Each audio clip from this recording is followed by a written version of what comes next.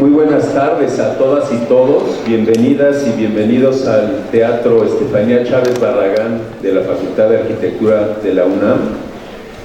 Bueno, a esta actividad, a este inicio de lo que va a ser este taller interdisciplinario titulado Del objeto a la ciudad, que va a impartir el equipo Aubock Karasz de Landscape Architects, conformado por María Aubock y Jonas Karasz.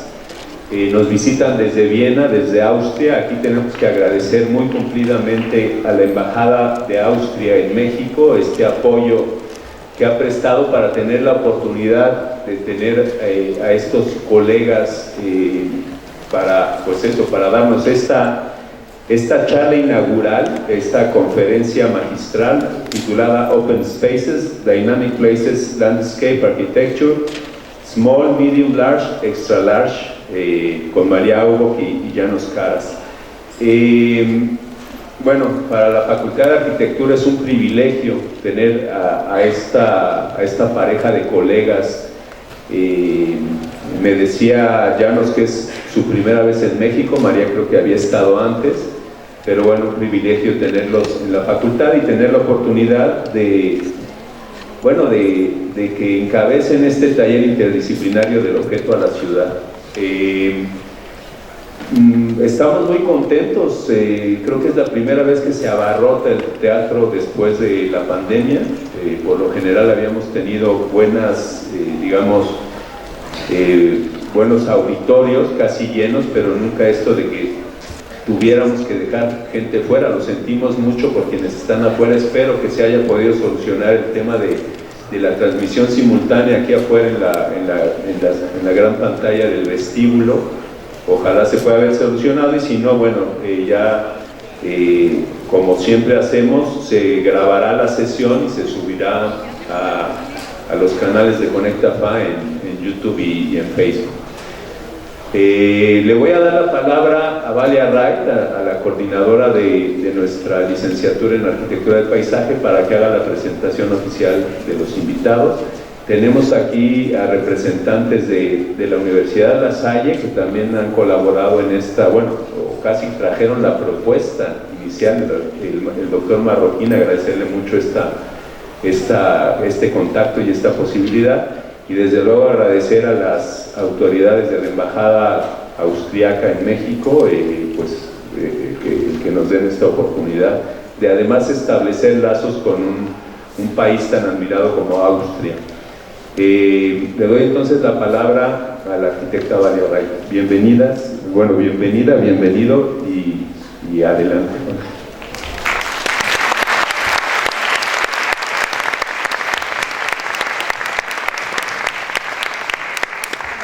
Bueno, muchas gracias por estar aquí.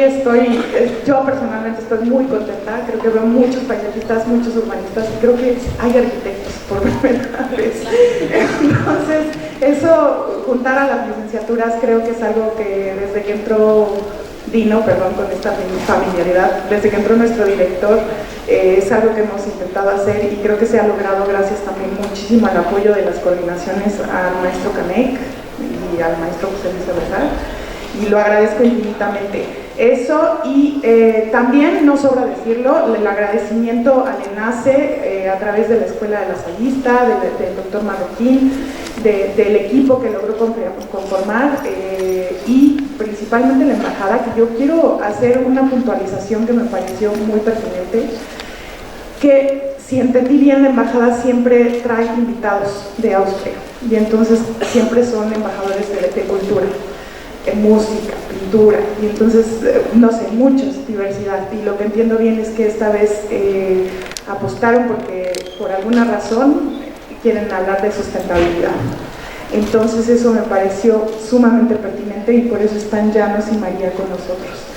Y gracias por prestárnoslo, y porque ellos accedieran a participar generosamente para nuestra facultad, ¿no? Y quiero reconocer ese punto de vista, porque eso quiere decir que globalmente en el mundo estamos volteando a ver la necesidad de hablar de paisaje, ¿no? Entonces creo que eso es muy importante. Y me voy a permitir leer la semblanza de nuestros conferencistas. Voy a comenzar con María, seguramente estoy pronunciando muy mal sus nombres, pero María Aubock. Y bueno, María nació en Viena, arquitecta especializada en arquitectura de paisaje, profesora titular de la Academia de Bellas Artes de Múnich, Instituto de Diseño de Espacios Exteriores, es responsable del estudio de arquitectura de paisaje con sede en Viena, junto con Jonas Karasz, y ha realizado proyectos en diversos países europeos. María también ha impartido cátedras por invitación en la Escuela de Diseño de Rhode Island, en la Academia de Bellas Artes de Viena, la Universidad Técnica de Viena y de Múnich. Ha realizado proyectos de investigación sobre arquitectura de paisaje y urbanismo, así como proyectos de revitalización de jardines históricos. También se dedica a la concepción de a la concepción y diseño de exposiciones sobre temas de paisaje y de naturaleza. Es miembro de varios consejos asesores de diseño urbano, de planificación urbana y de arte en el espacio público, en ciudades como Berlín, Viena, Múnich y Salzburgo. Bienvenida, María, y muchas gracias por estar aquí.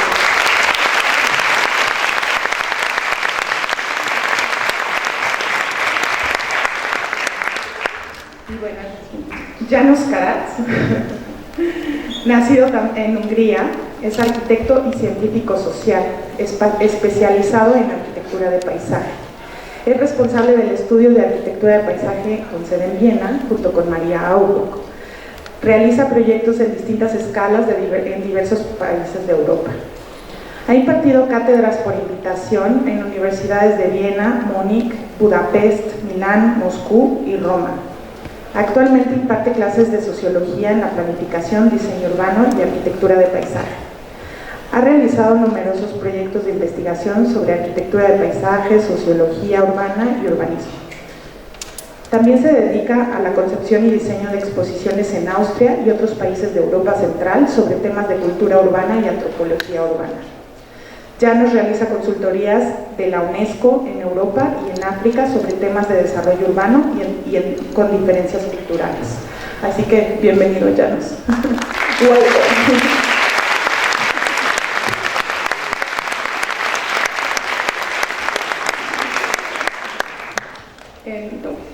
We are going to give you the microphone for your lecture, and we are watching over there. Thank you. Good morning.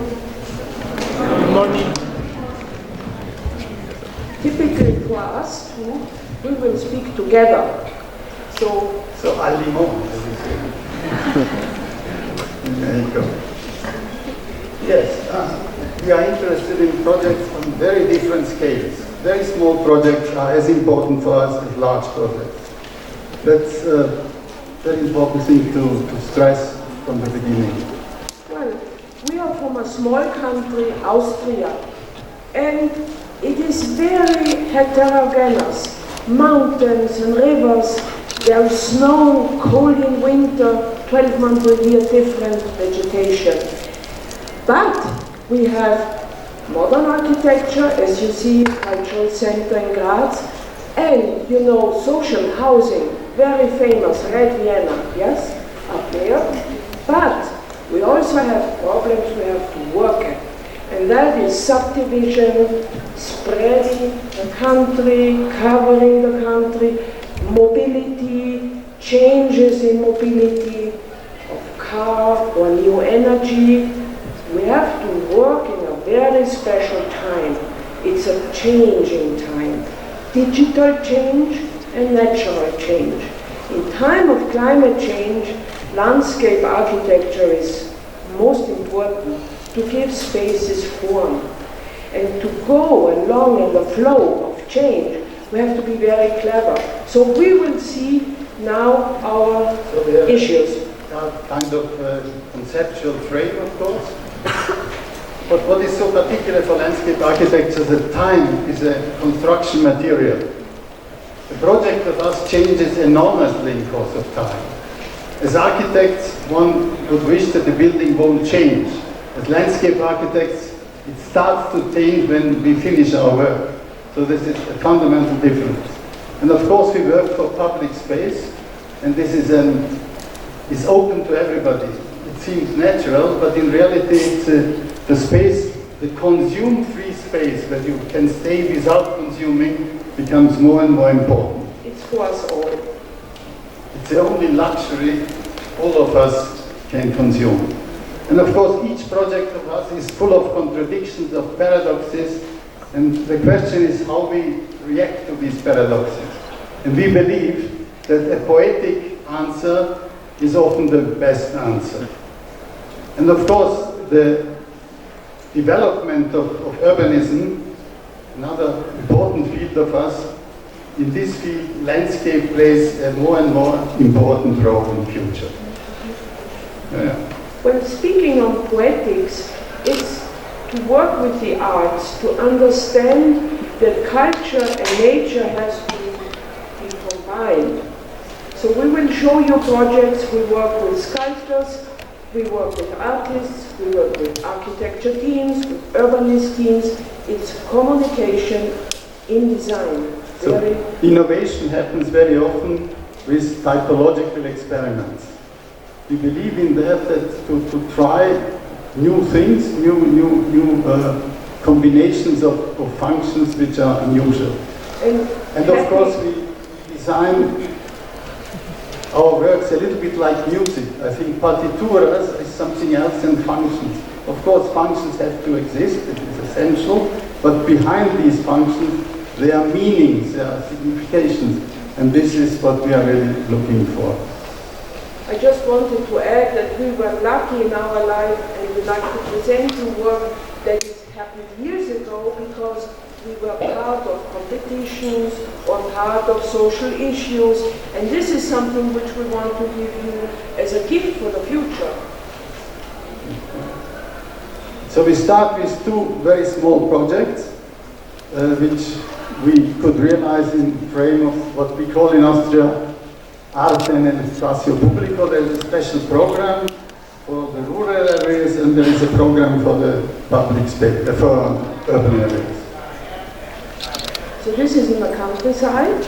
It's vineyards. We are very famous for breeding and developing vineyards. But one of the vineyard owners, he wanted to make a statement with sculpture and a gazebo. So during a cultural festival in Lower Austria, we could realize a project which was kind of public-private partnership, partly financed by the wine grower, partly financed by the cultural institutions of this region of Austria. The idea was to introduce an architecture which is a temporary architecture. Usually we can see on the development of our landscapes that buildings and architecture prevails.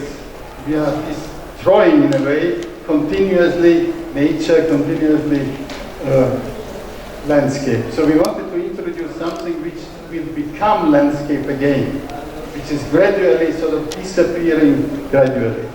So this gazebo is between two vineyards, and on the slope between these two vineyards we have situated this gazebo with classical issues of landscape architecture. The down part, you have a frame view.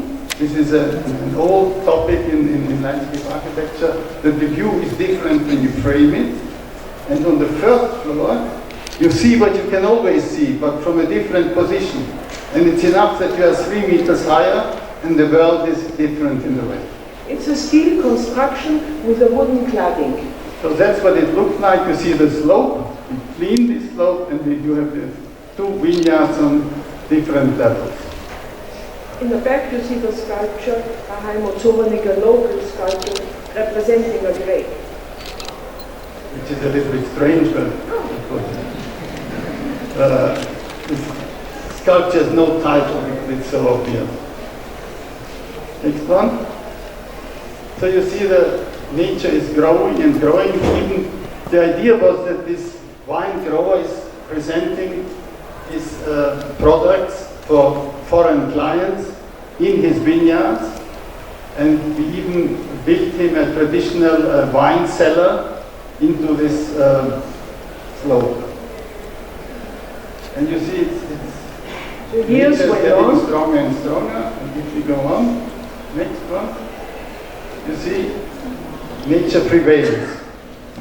And within a few years, you won't see this object anymore. And this is, I mean, this is the chance of an artistic intervention, that it has a functional dimension, because it is for this vine grower. It's Bründelmeier, our Austrian colleagues will know him.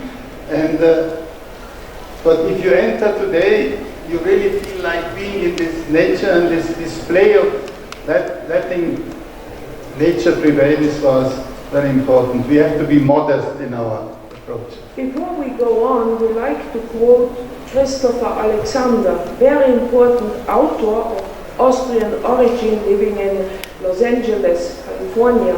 He wrote, "Whatever you make, it will grow back into nature." And this is possibly for our lecture also a motto. Next one, please. This is a completely different work, but also in this frame of art in public space.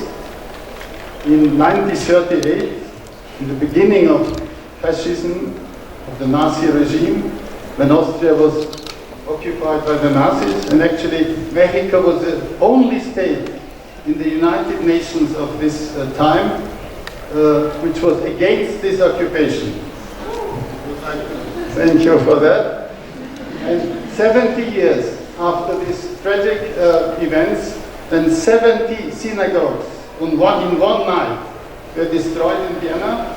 They made a competition among groups of landscape architects and artists to make a site of remembrance, a lugar de recuerdo, which I think is very contemporary and very actual also in the moment. If you think about what happened in Argentina or in Chile, what happens now in Ukraine, there will come the moment when you have to deal with these memories.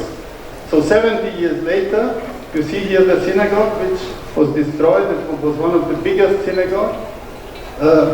And you see the site. They made this was where you see this little skyscraper, this little high-rise was the garden of the synagogue, and they made a social housing there after the war, but the position of the synagogue was still existing, and in the 1980s they planted 7 linden trees, and in our project we had to respect these linden trees, because in Austria we just can't cut trees. So even when this was a site of a catastrophe in civilization, we had to respect those 7 trees. Next one, please. Yes, these were the different design layers. You have those 7 existing trees. And we made a research of what really happened on this night. They made fire to the synagogue. And the roof of the synagogue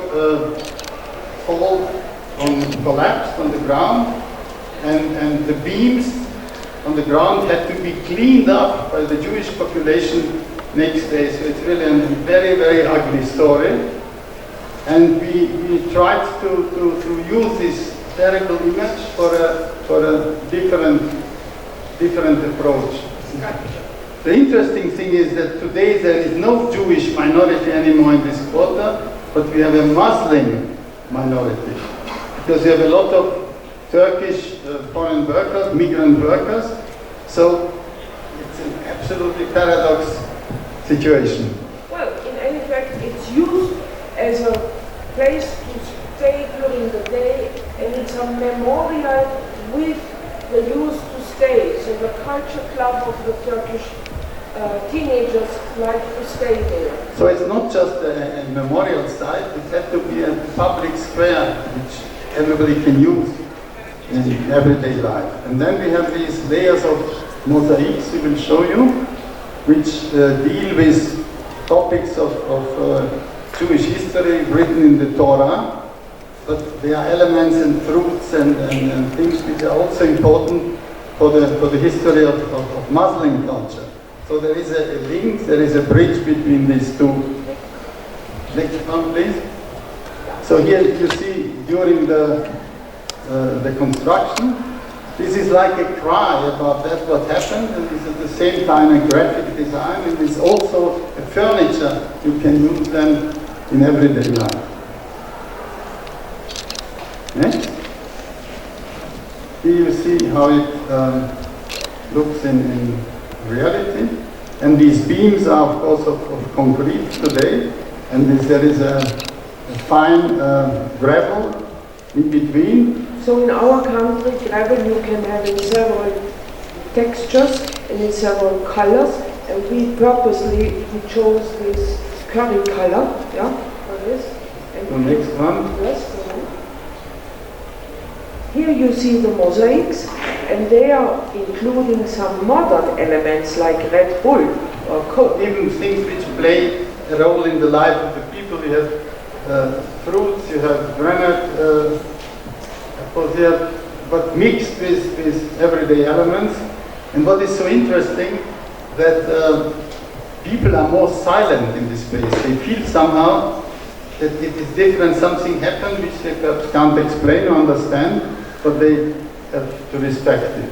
We went to Tel Aviv and to Jerusalem to give lectures, and we were a little bit afraid about what will be the reaction like. But the students liked it very much because it's abstract. It's an abstract memorial and not so concrete and realistic as the generation before dealt with this. So these are very, very small projects, but they are very important for us. You see, can you hear me like this? So it's in the...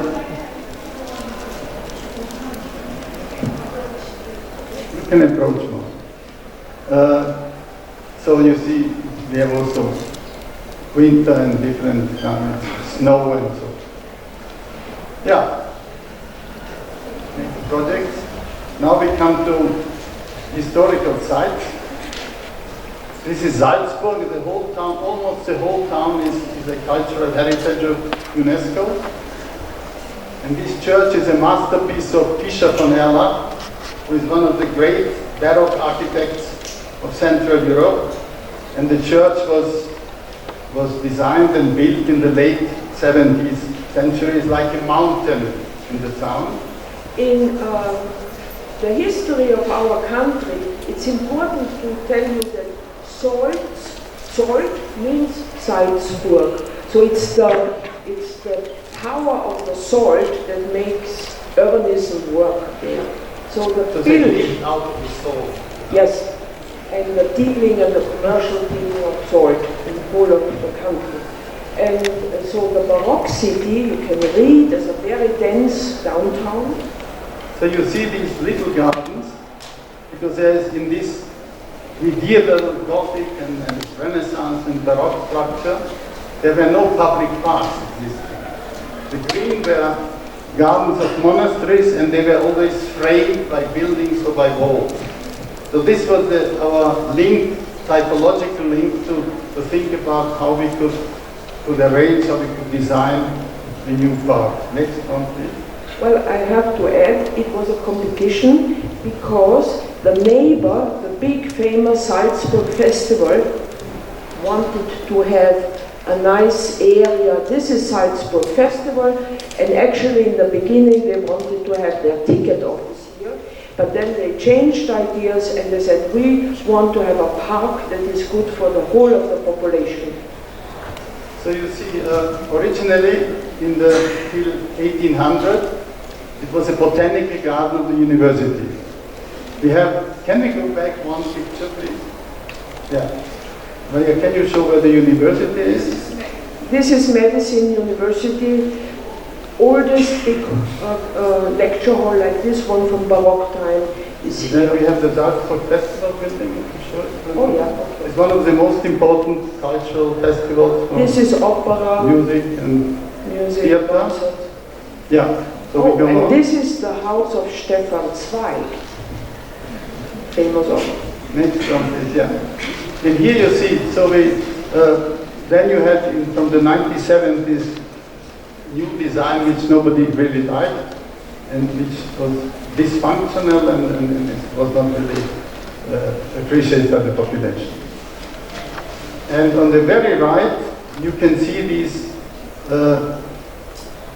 monastery gardens framed.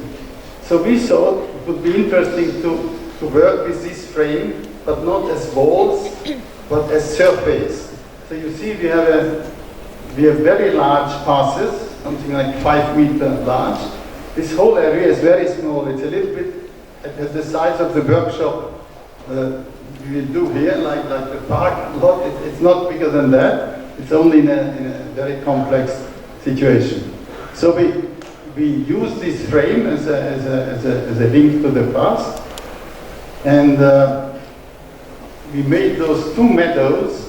We little bit the sunken meadows, they are a little bit lower, just 25 centimeters, but it means a lot, because you can feel in one step, you feel already in the open space. And the trees we used are Sophora japonica, and then each group, the students wanted to have some special objects in the park.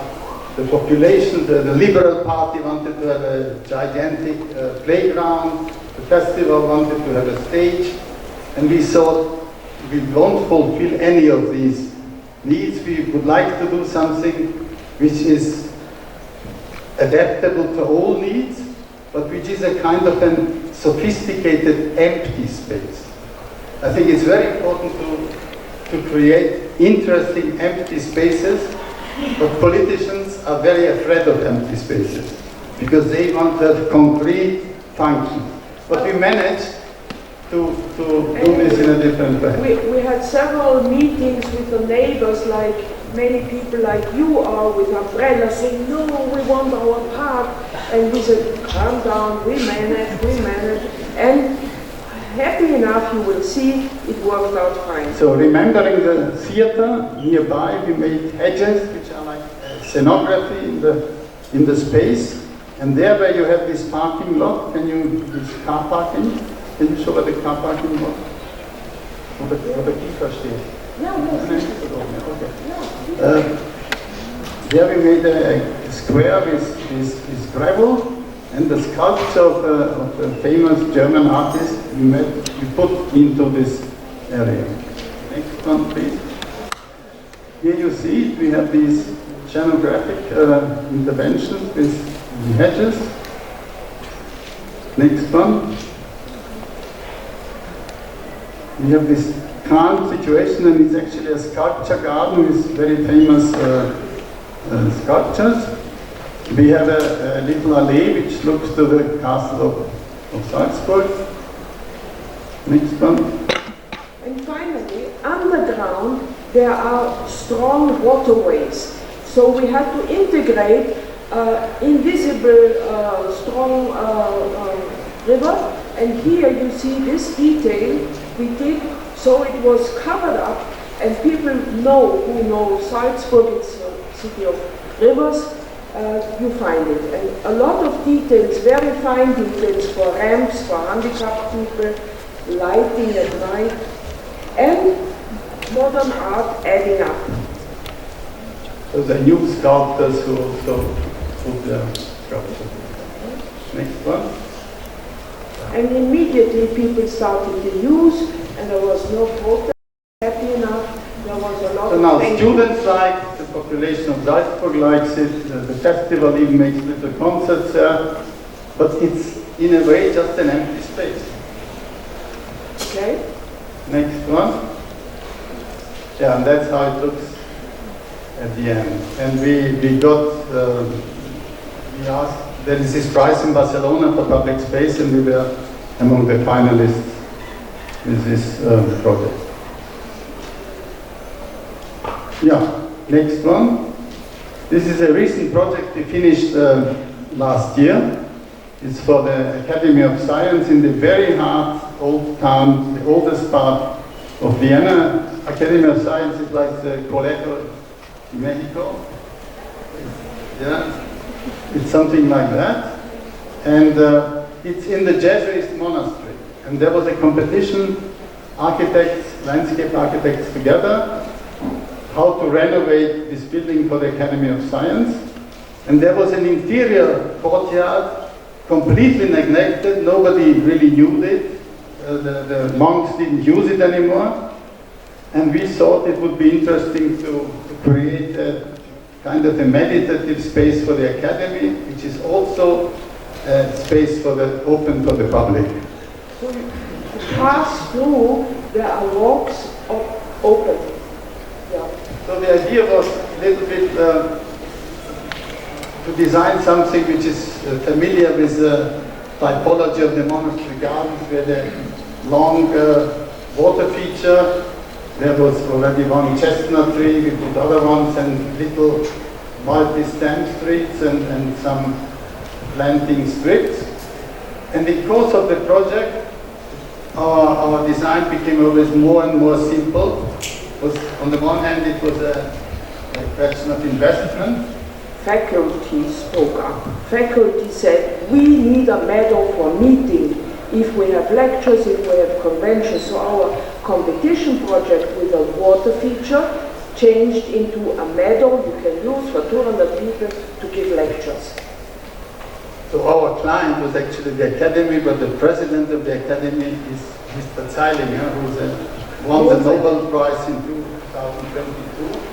And he's a physician specialized in quant physics, but he can't read plans. That was very interesting for us. And he said this, I think this is very typical, he said the passes in the upper original plan is not good because he always takes a shortcut, the shortest way. And I think this is very typical for our time, that all the historical gardens introduce another kind of path. But we want always to take the shortest, and we believe that it's interesting also to take a longer path. Yeah, next one. So our project, I'm sorry that it's not in focus, all of them, but I hope it's better for you than from here. So it's a reduction of the reduction of the reduction, but it's still a very interesting site, and it was acclaimed by the public. So there is enough space to meet and greet, but the bench is actually the line to meet the Jesuits and the because the Jesuits are still using one part for them, and the academy is using and the architects won the competition because they found out that in medieval time these arches were open, so they reopened it, and there's a really nice architectonic feature inside out to communicate. Here you see that at the end we made a little square, and it's underbuilt. There are arches and a basement for the monastery, so we needed a little bit more soil. That's why here these multi-stemmed trees are combined with sitting units. So now the academy didn't want actually to create a public space. They wanted to have a space for them. We wanted to create a public space and managed to realize it in a little bit simpler, reduced way. Next one, yeah. So these are some details. The integration into downtown. We of course had to deal with Department of Preservation of Monument, with the city politics, but the good paving was stretching out, so this is like an entry area, and you see on the street, that's the entrance of this Academy of Science, sorry.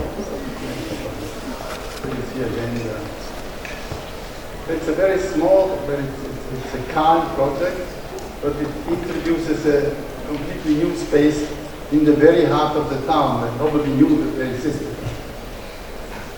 Yeah.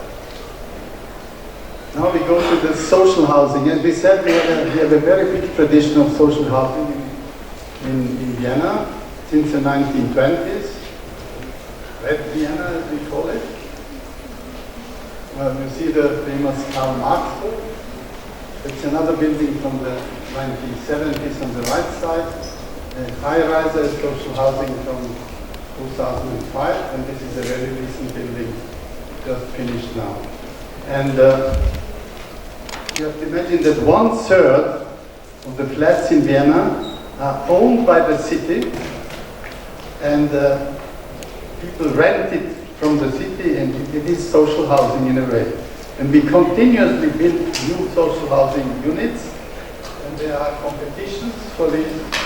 Till today, Vienna is the largest house owner in Europe, and it is interesting to understand the economy of it, how it was built, how it's maintained, but for us in this lecture, it's the space between the flats, how to make living, lively public spaces that are around the buildings a good landscape. So what's interesting for you that the city of Vienna is buying land.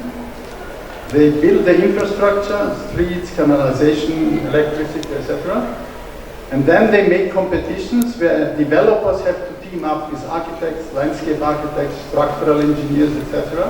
and economists.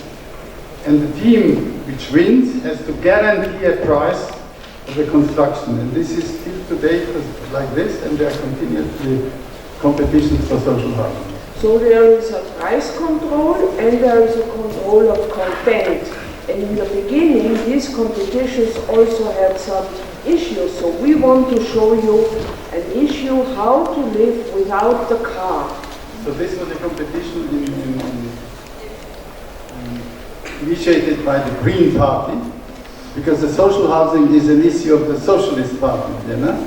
But the Green Party came up in the beginning of this millennium, and they wanted to make a pilot project which is their social housing. And this is so-called Autofreie Mustersiedlung, which is a pioneer project without cars in Vienna, and we were in the team together with architects. You see, we are on the periphery, and there is still agrarian land close to it. So the money which is usually used for car parking underground was not necessary, and they could use it for outdoor spaces, so we had more financial means as usually. What you can see now is that it's consisting of two courtyards, one with a pond, and you see how the pond changes over 15 years. So there is a design of the pond, but then it's nature setting in. And in the side gardens, we had tenants' gardens, but on the roof, we had vegetable gardens for the people who lived in the higher apartments. So that's why I thought time is a construction material in a way. And in Austria, they have this mania of very strong maintenance. But here we managed to do something which is almost Mexican in its character, but very unusual in Austria. This was a project with very strong participation of the inhabitants, and there are a lot of teachers or social workers who were interested in this green project, and they organized their own maintenance. It's almost a zero maintenance. Next one. So this might be normal in Mexico, but it's not normal at all in Austria. So we have even a pond, as you see. This is a gathering place for the community. We have incredible climbers on the facades, and we have these vegetable gardens on the roof, where people even use, of course, their own bathtub, the whole bathtub. It was quite strong motivation when we presented the idea to have vegetable gardens on the roof, to tell them we could do them in prefabricated concrete. But like 20 years later, this photo now, you see the tenants even use their old bathtub. They make zucchini and tomato and, sunflower from Mexico. So we think actually, and you will see some projects of us, you can do a lot on the roof. And I think the roof is very important also in the urban development of larger towns. Yeah, next one. This is a project we recently finished 2.5 years ago. We have called it the Île Flottante in French, and I translated it in Spanish. I don't know if you know, it's a nice Viennese sweet of vanilla sauce with white dumplings. But at the same time, it means floating islands, and you will see why we call it floating islands. 8 architects teams, 8 landscape architects, and one central spine, which was in competition, says no road but for the inhabitants' recreation. Next one. Yeah, so you see the plan, you see this horizontal development, this is a commune for all of them, and then the single developments have their own gardens, and as so many developers worked on this project all together, we managed to spend a lot more money for children as it's possible. Usually this is a big playing sculpture for children on this central axis. In our housing laws, it's absolutely important to create child care centers for young people, sports areas, according to the size of the project, and for small children, playgrounds. So in this case, we had a distribution, and in the center area, the big playground. Okay, you see this, why we say floating islands. Next, please. So I believe that this traditional idea of public, semi-public, private, this is changing a lot. It doesn't exist anymore. When you walk with your mobile in a public space, you are private in the public in a completely different way. So we don't have any more passes in the traditional way, but we have these floating green islands, and there in the ground floor, spaces for commune use. This walking area becomes larger, but you have really a different feeling than walking in this space. Next one. So you see there are few plant beds, circular plant beds. Of course the photo is made in the icy time of November, December, yeah? But in summer it's full of flowers in a color scheme. So after 3 years, you have of course a very different view already. So we managed to spend a lot of money for children. I think that's very important. You have many children in Mexico. We have very few children. We have a birth rate of 3.4. We have a birth rate of 1.4. So it's important to do something for children. Next one. So the plant selection, the shrubs and the perennials were also made according to robust maintenance, but with a color scheme which we like to do for the project, blue gardens, blue-yellow gardens. Yeah, and in this case with the very tomato red playground, we added also some purple and some orange on the side. And you see children can use it for bicycling.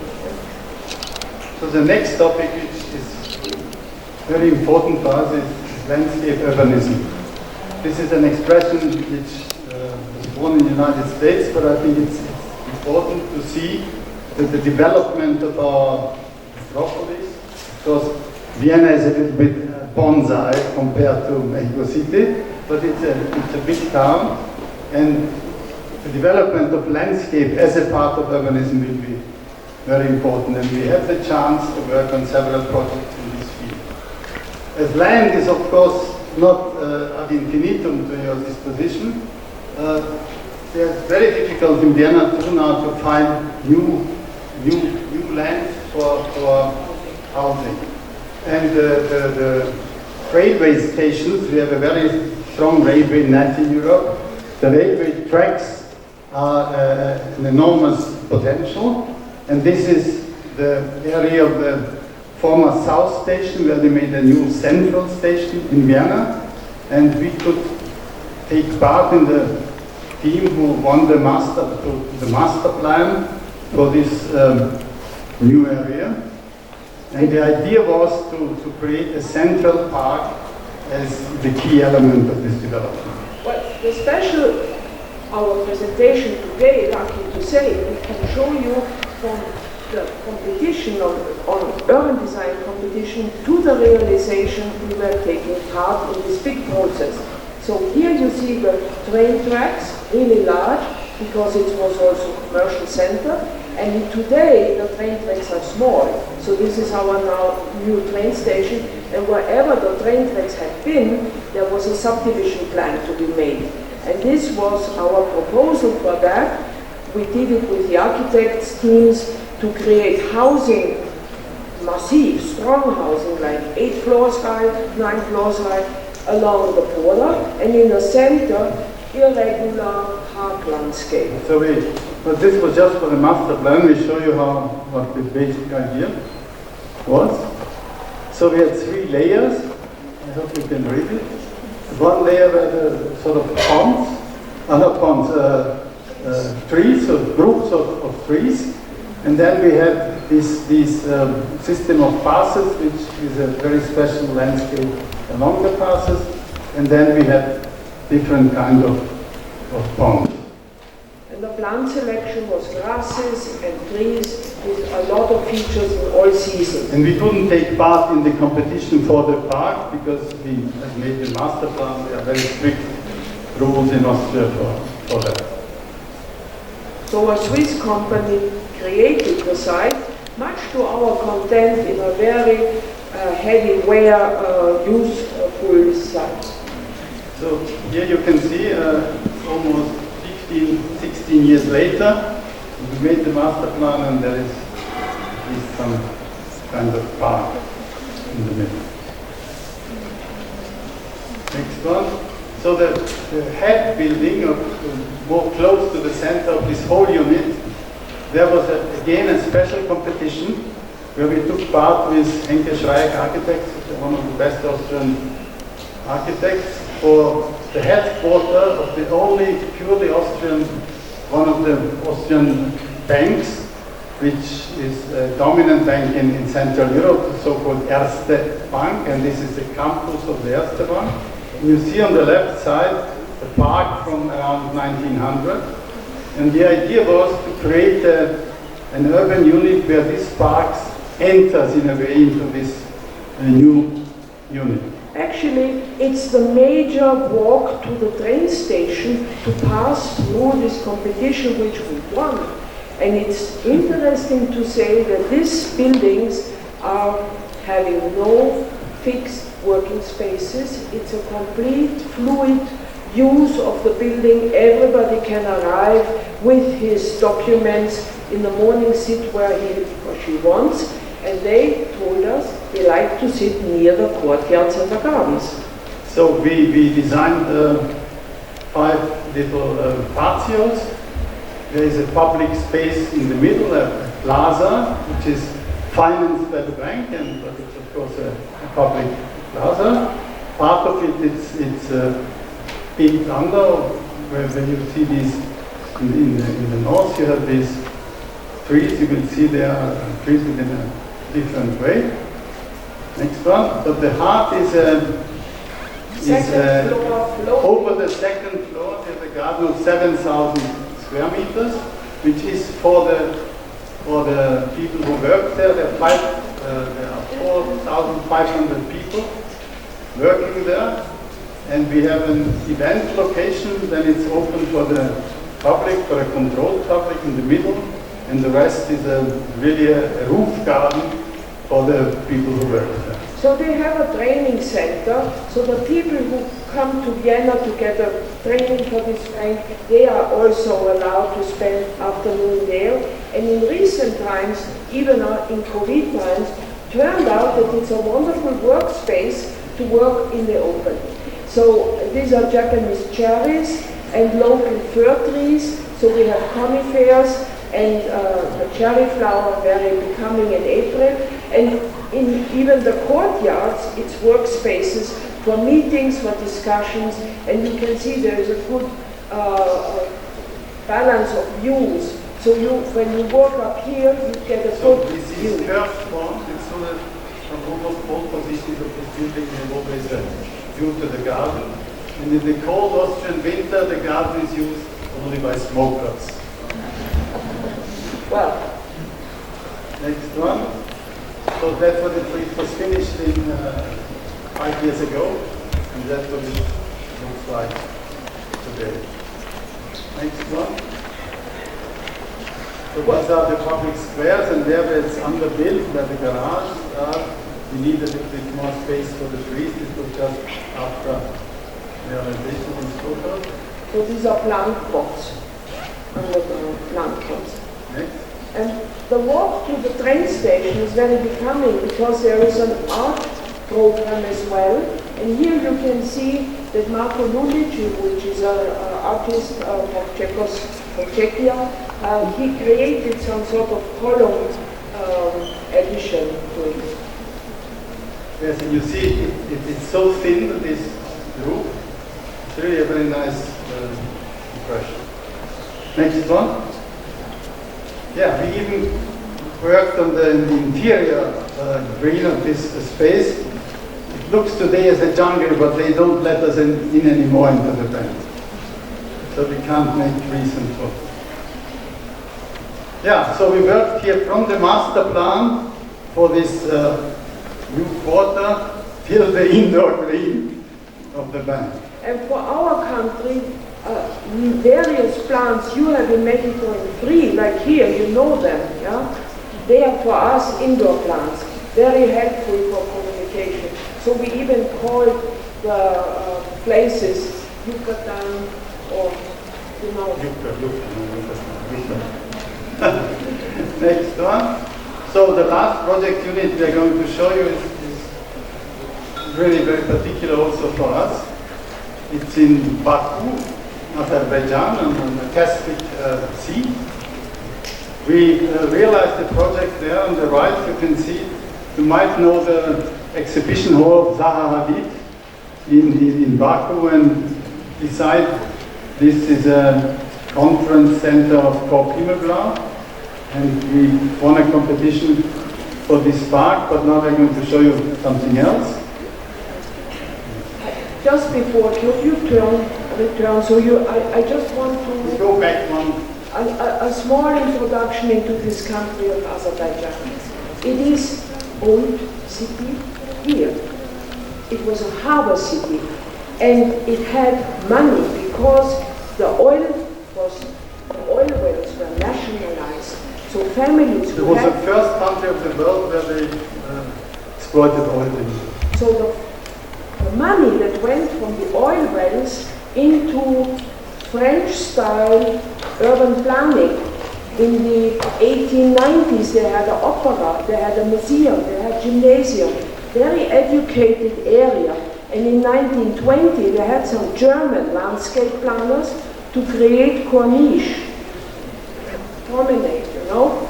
But then, in Soviet time, changed completely. We were very innovative with the oil wells, but then somehow... You see that where we did this park, there is a very dense, very low building structures, a little bit comparable perhaps with some parts of Mexico City, but they are not favelas, they are just simple, poor, but still quite okay.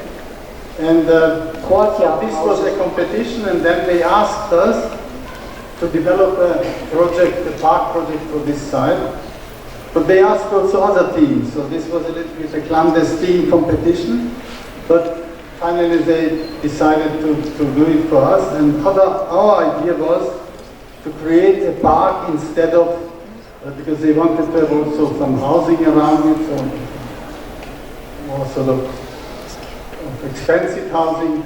And we managed to convince the Ministry of Finance, they are the clients, just to make a new lungs for this city. And at the moment we are planning the last phase, and altogether it's going to be 35 hectares. So we had just abstractly this on the left side was the first phase where we had an idea. And while we discussed it with the Ministry of Finance, the authorities for street planning realized 2 highways with 4 lines in this area. So we arrived there and we couldn't realize our project. So what to do? You couldn't even cross these highways. So this was a kind of a parallel planning to the ministry. And you have to know that Azerbaijan is a, so to say, very authoritarian regime, but we are convinced that what we are doing is really for everybody. And in this way, it's political in a good sense. So we had to invent some kind of bridge how to cross this area. And then you have the mosque, you see it on all of these layers, which is the greatest mosque in the Caucasus from turn of the 18th to the 19th to the 20th century. So we had to create a very particular topography to avoid to suffer under these highways, not to see them and in a certain way not even to hear them, to listen to them. Next one. So landscape architecture is working with the space and creating a flow of spaces. Creating a flow of spaces means working with topsoils, creating walks, and now by using our design methods, we created hollow meadows. You will see in the next photo. So we had no functional definition for this project. It was very interesting. So we could define how to develop it. And we developed different kinds of topographies in which special functions or different functions could take place. So it was really the other way around as it happens usually. And we had a kind of a central plaza which helped to cross this area. We had sunken fields, we had arena-like situations, we had belvederes where you had a special view. And we, of course, the whole parks, these whole strips, are in a slope of 10%, which is quite something because you have to open it also for disabled people. Next one. Well, here you see the slope. In the section, I like to use the occasion to tell you about the climate. This is a very different to Mexico City. It's in the Turkmenic countries you have a dryness, you have a lot of dryness. It's really hot. It's in summer incredibly hot, but in winter you have snow. So you need plants that really tolerate stress. Very hot and very cold, and very hot and very cold. And we really have to research to look at the city, which plants like it. I mean, you can see there, this is a hill which covers the highway. So you can't see the highway when you are in the meadow. Yes. Next one. This is a complex planting plan, unfortunately not in focus, but so you can see it's really complicated, and we have on the left side we have very logical. The National Theatre. Looks like you see the National Theatre, you see the mosque garden. This is a roof of the top roof garden of a car garage, and the blue is a strip of trees to protect the noise. So you see the car noise is taken off, and the sunken fields is the green. Yes, this is the lawn, green. And they have this strong slope, which I mentioned. They made in front of the mosque, they made an enormous garage, incredible project, and asked us to make a garden over the garage. First, we really didn't want to do that work. We are not Muslims, we don't do a garden for Muslims. We have no experience in that, and to make a garden over a garage of this dimension. But finally we thought we have to think it in together as a large new development, and they convinced us to work also on this mosque garden. So here you see, this is a dwelling as it used to be, and we would have liked to keep certain buildings as part of the memory there. But for them, for the current government, for the current regime, this is a part of the Soviet system and they want to eliminate it. So they tear down almost all buildings. And then when we arrived again after 3 years, we had these two highways, these 4 lines. And that is what the development is now. Next, on these strips. Yeah. Just like to say, due to the oil, they implement high-rises. In the time while we were working, 127 high-rises, and they transferred the population from the dense, small, one-family courtyard houses into housing in high-rises. It's a sort of medium, ugly medium high-rise building.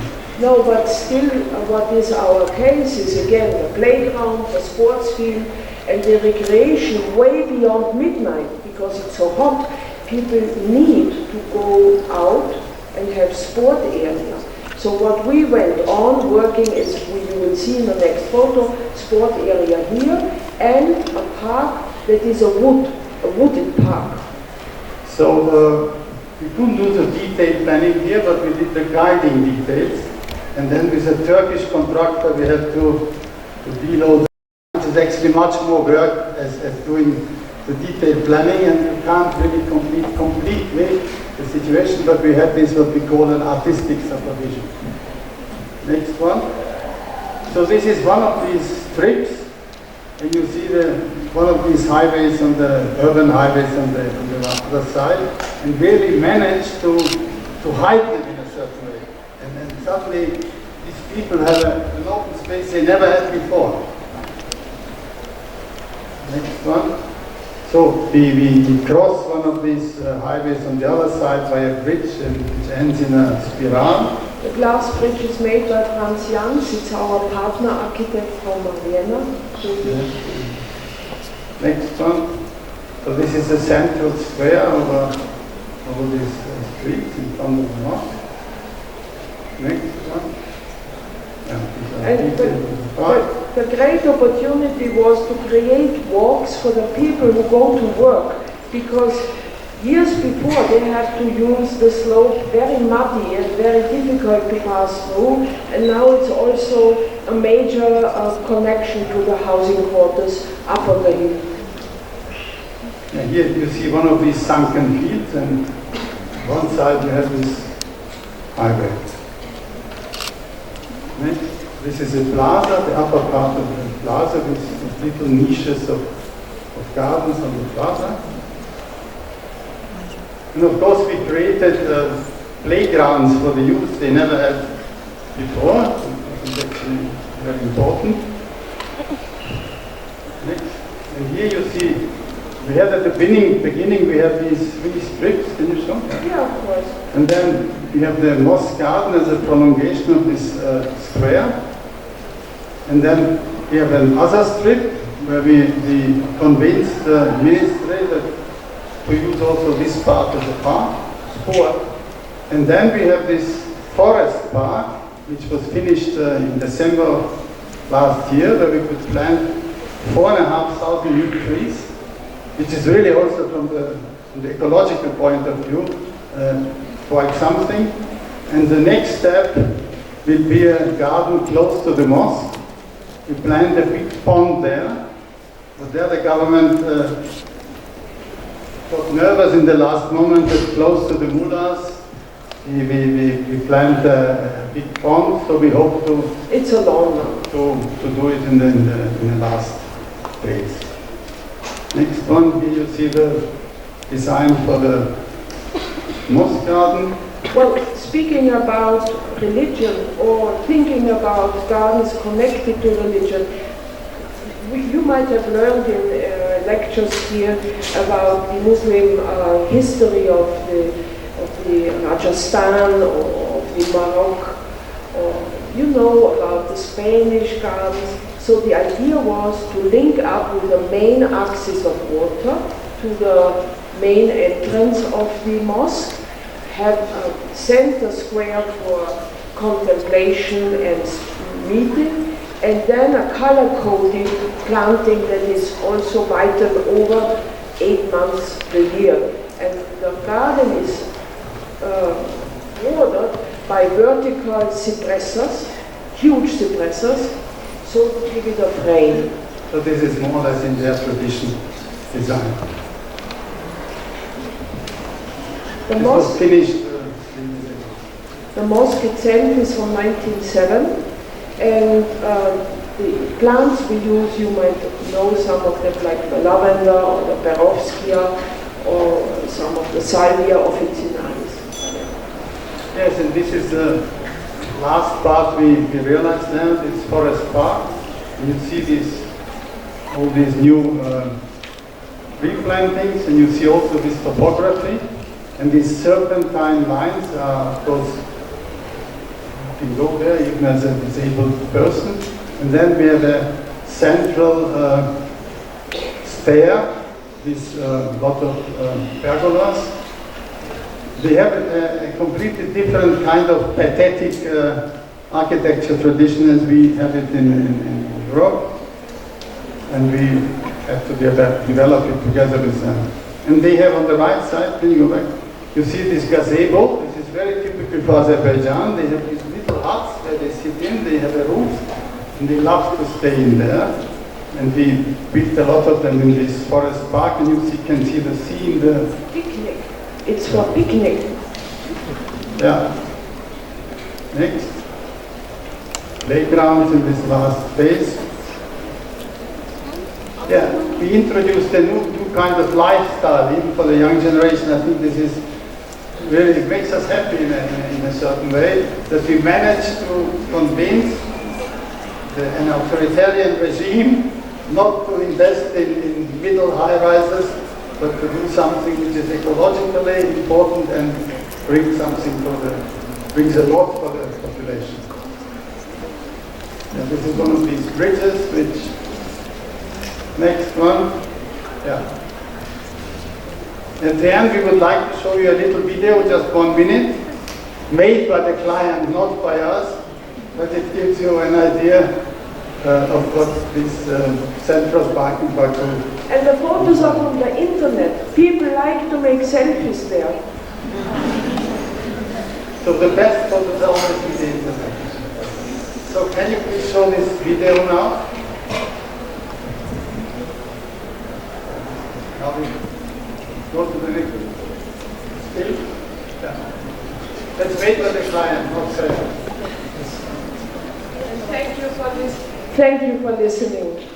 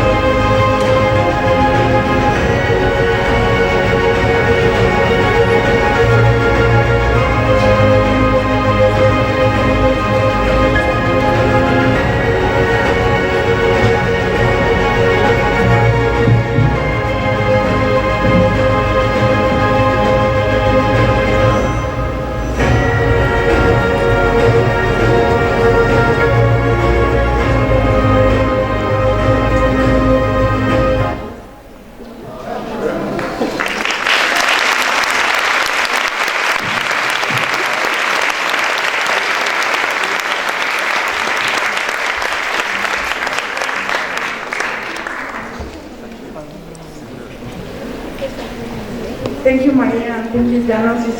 Your work is impressive. So thank you for sharing us. And if you are okay, we usually ask for the students for questions, so you can answer them. But so the director is going to join us. Anyone have any question? ¿Alguien tiene alguna pregunta? Yo, trataremos de... Háganlo en español y trataremos entre todos. I think that as outsiders of the country of Mexico, you have a very different perspective and urban context in your country or in Europe about how to make urban landscapes or how to make public spaces. If you could work in any place of Mexico City, which place would you want to work and why? Why this place could interest you? We would love to work in Mexico City. We were very impressed by there were a lot of green actually. It's really impressive. Of course, there might be parts of the town with less green we didn't yet see, but it would be interesting to work in a poorer part of Mexico City, where they really need a different kind of urbanism, and we would, of course, team up with Mexican colleagues. I don't think we do it ourselves. We do it together with you, and we can't copy anything which we did there, but to convince politicians and decision makers to invest in open space, which follows a different economic calcul, no?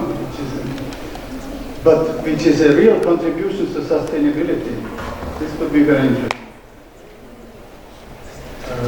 I think in Mexico, as in many other parts of the world, most investors and politicians want to make a profit above everything else, and working in such an environment can sometimes be overwhelming as a student or as a young professional. So my question is, what can we do as young professionals and students to convince or advocate for the use of public spaces? How can we convince clients and authorities that even though public space is not as profitable, it is a worthy investment? Thank you. This is a very good question. Actually, in time of today, we have to look for shade. So in Mexico City, you have a volume of trees that is quite, for us, remarkable, but might be that it's interesting for investors as well as for the public to look for courtyards, to look for roof gardens, and maybe additional planting along streets. Some of the streets we saw are very generous, and in our country, subdivision is always looking for land. So it is very important to have a green planning concept in the beginning, for then to bring investors to think. Now in our country there is a software which completely changed the thinking of investors to make estimation. Imagine a courtyard with a building of 10 floors, high building. How will change temperature if you plant 4 trees? How will change temperature if you plant 20 trees? This technical thinking, investors understand. They like numbers. So if you give green planning some ideas of concept with numbers, it helps. Well, I think we have to be inventive. We have to invent things politicians can't even wish. This is our chance, actually. And it's sometimes easier to convince them for something temporary, something ephemeric, which becomes so well liked by the people that it survives. But I think what's so important, politicians only think in their own political career time. But what we do is much longer in its realization. But I think that you have to introduce experts in the different parts of municipality to convince them. But I know that it's very hard and very difficult. And the strange thing is that more democratic your system is, more slow it reacts. So things we have shown here would be absolutely impossible to realize in this time in Austria, for instance. It takes double as long as we have shown it. So there are many aspects which are not easy. Thank you. We have a very stressful authorities in Mexico, so that's just a dream maybe in this moment. So my question is, can you talk to us about the conceptualization process in these projects? How is the way that the path that you have in all these projects, particularly the conceptualization process?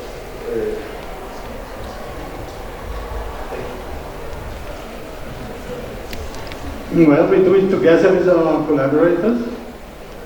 We are not anymore sort of sitting as a lonely genius on the table, but we do it together. We need to work. We are a small studio, just 6-7 people, and we need to work in a very participative way nowadays. And this is interesting, but it's a big challenge, because people can only wish what they know. And we have to offer them something which they don't yet know sometimes. And as I told you in this project in Salzburg,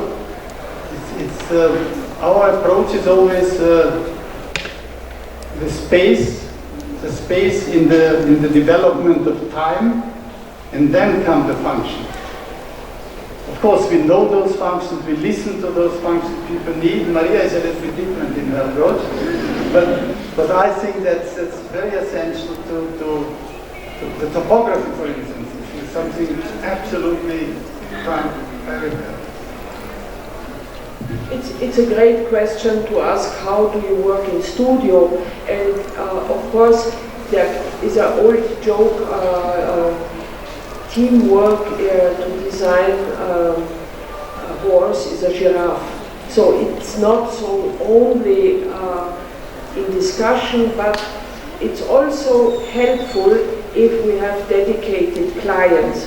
So if we find clients, we can be critical, we can speak up, and we can invent ideas if clients give us the chance to invent. Therefore, I'm starting with subdivision plans, etc. I'm careful. We have to look at the reality and how can we work on the reality for green planning in cities. And that is even in other European countries not easy. Our country is so small, we do not have large projects like that. You have seen our lecture, we started getting larger. But the great thing about our teamwork is Jonas likes to find ideas, and it's great to cooperate in this kind of discussion. It's not a lucha play team, but it's something making fun of it. To work in designing is something, is a cooperative process between us, but we have our pencils, each of us. So we are old-fashioned in the way that we don't yet design. The design idea doesn't come from the computer, in our case. But of course we have a lot of collaborators who already are halfway. We are a very young team. The oldest are 30, 33.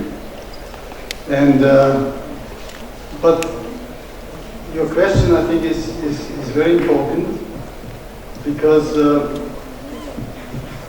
it's often so that an interesting answer is different as the demand is for the project. And I think you have to look at it from very different points of view to achieve the right perspective for a project. And this takes time. And as we said at the beginning, this aspect of time is very important for us. I think in landscape architecture you can't follow fashions as you do it in architecture. You have to do something which is contemporary in a way, also in 10 years or in 20 years.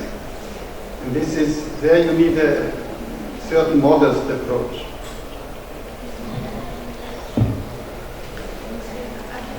Hi. First of all, welcome to Mexico. Hope you're having a great time. My thing is, or my question is, here in Mexico we are used to put walls around our parks, going outside like the central area. There are a lot of green parks, but we have walls around them. How do you convince the people in charge, the government, to make these parks available to people, to make the life around the park and not only inside the park?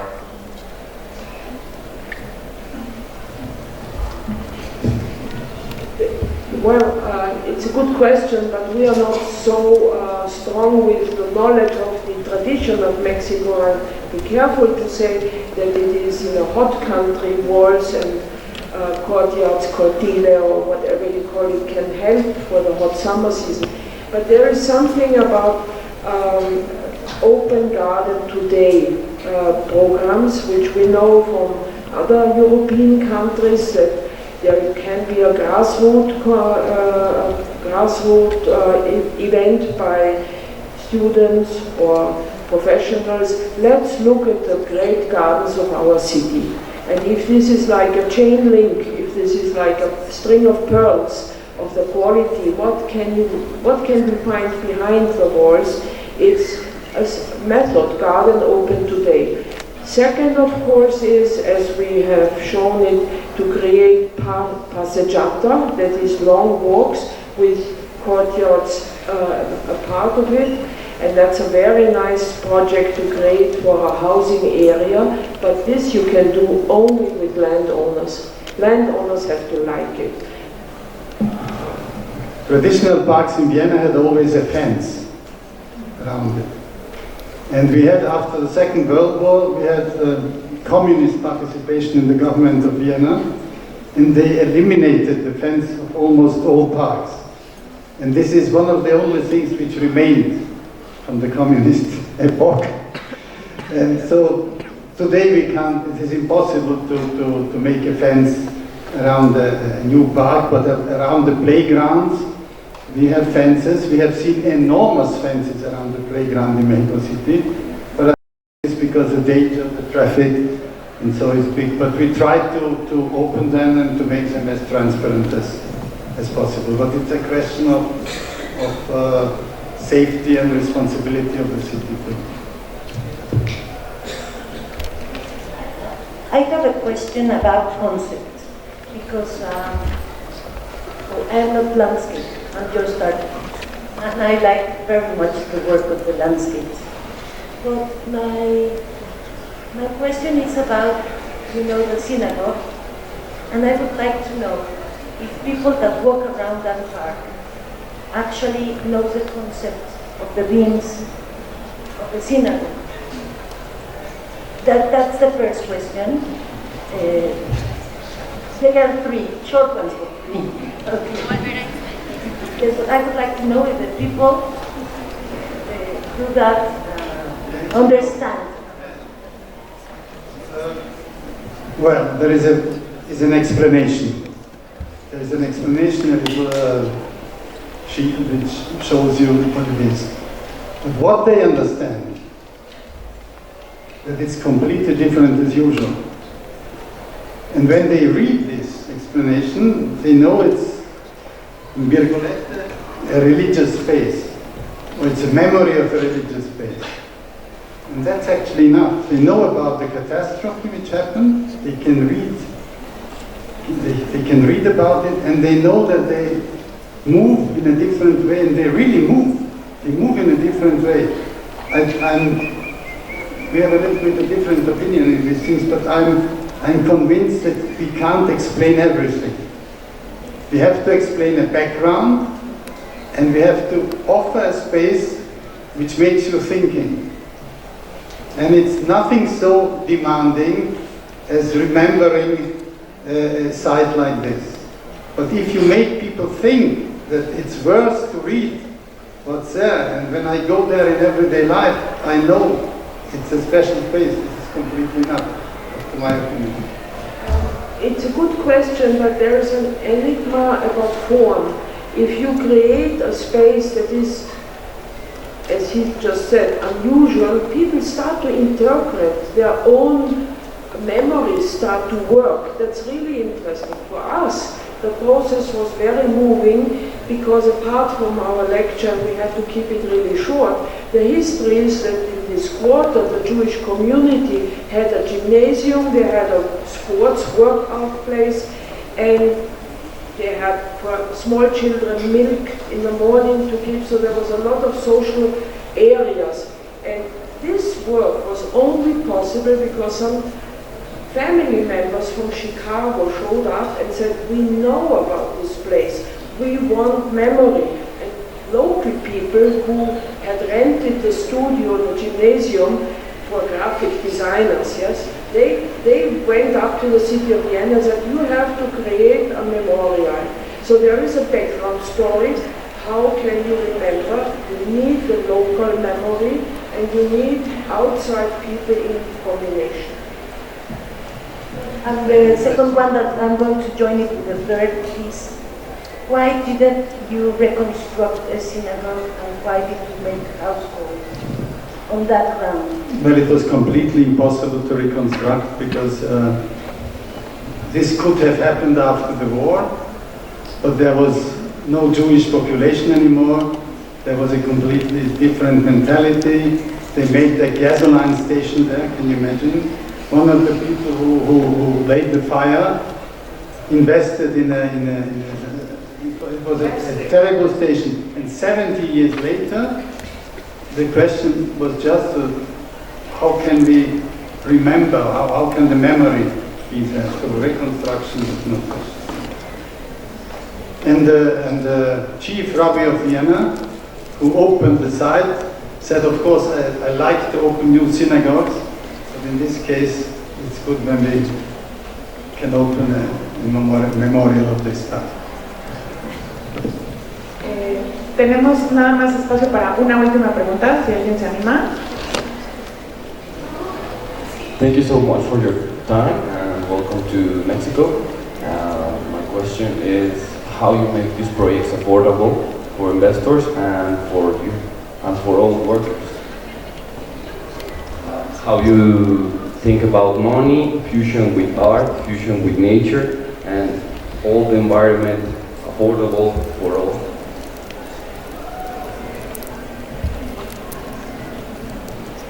Well, we try not to think too much about money. But of course, the difference to architecture, and we are trained architects originally, there is a completely different budget. If you work in social housing, the budget for the landscape is a discount. It's actually maximum 5% or something like this. But in the urban development, I think the cities realize that it's worth to invest. This is really a new development in the last 5 years. And they want to have big trees from the beginning. They want to have a sustainable development. So there's a completely paradigm change, and I think it arrived already in Mexico City, or it will arrive very soon. It's really urgent to speak about budget. It's really urgent to understand that in the Central European countries, the climate change has arrived. We can have in our city fig trees now and banana trees, and they tell us that in 20 years, our city will have the temperature of Naples, Napoli, yeah? So we have clients who, since 5 years, they get a lot of speeches and treatments, and so they know they have to buy quality. And to make this possible, it needs all of you. It needs the whole generation to go in. The very last question. My question is, what is your favorite part when you are designing a project? What is personally your favorite part? In designing a project. Well, it's the beginning and the end. It's the beginning and the end. I like the end. Well, I think when starting with the first idea and then the second and third and fourth idea, and you are going around this idea. That's very beautiful. But then come the client and the city. That's another story.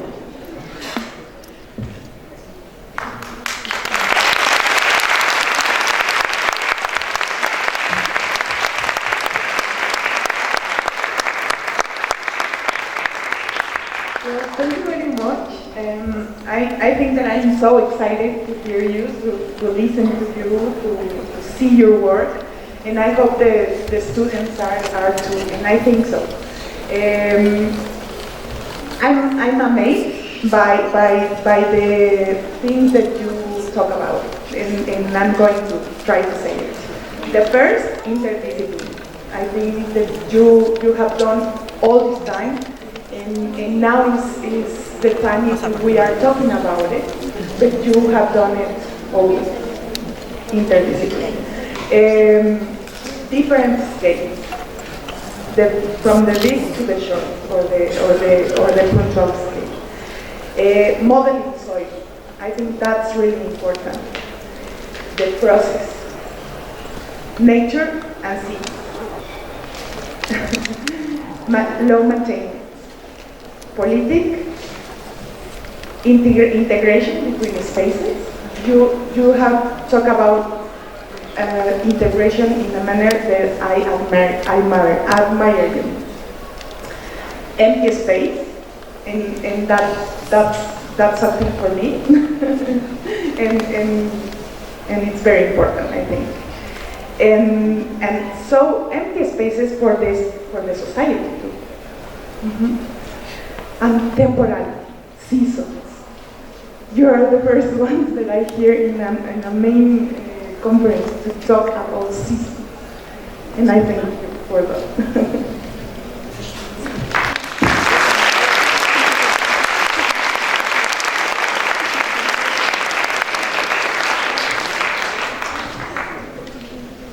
Bueno, yo voy antes de cerrar esta conferencia magistral e inaugural de este taller interdisciplinario del objeto a la ciudad, sí quiero hacer patente el agradecimiento de la Facultad de Arquitectura a varias personas que han estado trabajando desde hace varios meses en esta organización. Hay un comité organizador México-Austria que, bueno, estuvo encabezado por el doctor Juan Pablo Marroquín, aquí presente, de la Asociación Mexicana de Arquitectos Lasallistas. Agradecerle al doctor Marroquín.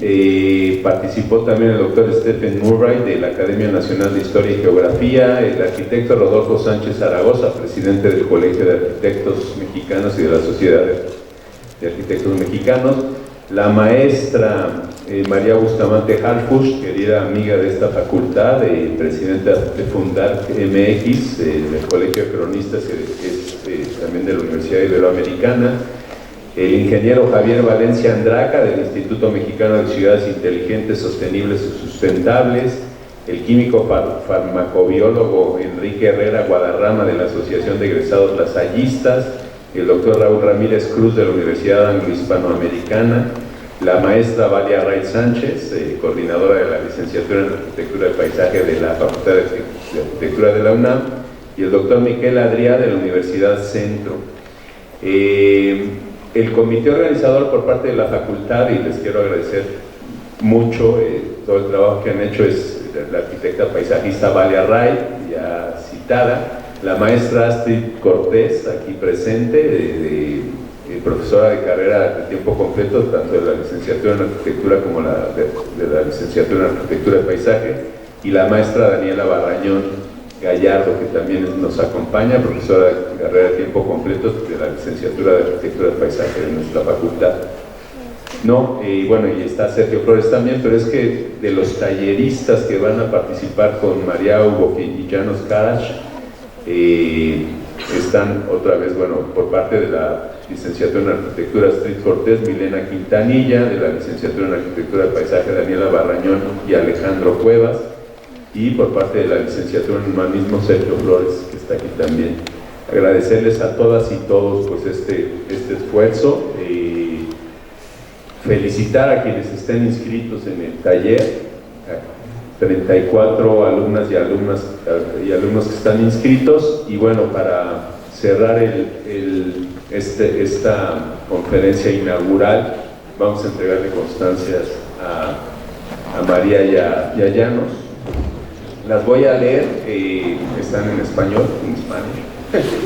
Universidad Nacional Autónoma de México, la Facultad de Arquitectura y la Licenciatura de Arquitectura y Paisaje otorgan la presente constancia a la arquitecta María Aubock por impartir la conferencia Open Spaces, Dynamic Places, Landscape Architecture, Small, Medium, Large and Extra Large, y firmado por el doctor Juan Ignacio Cueto Rifunes, director de la Facultad de Arquitectura, por la arquitecta paisajista Valia Wright Sánchez, coordinadora de la Licenciatura de Arquitectura y Paisaje, y entregó en Ciudad Universitaria, Ciudad de México, el 20 de septiembre de 2023. Muchísimas gracias, María.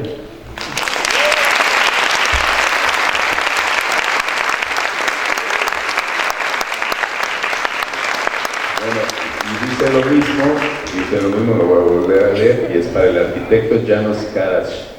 Muchas gracias.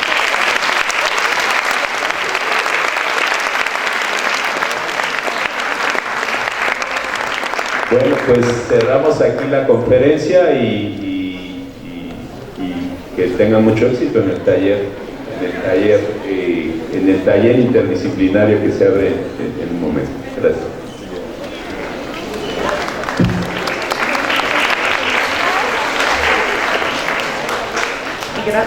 Gracias a Dino también por todo lo que nos facilitó.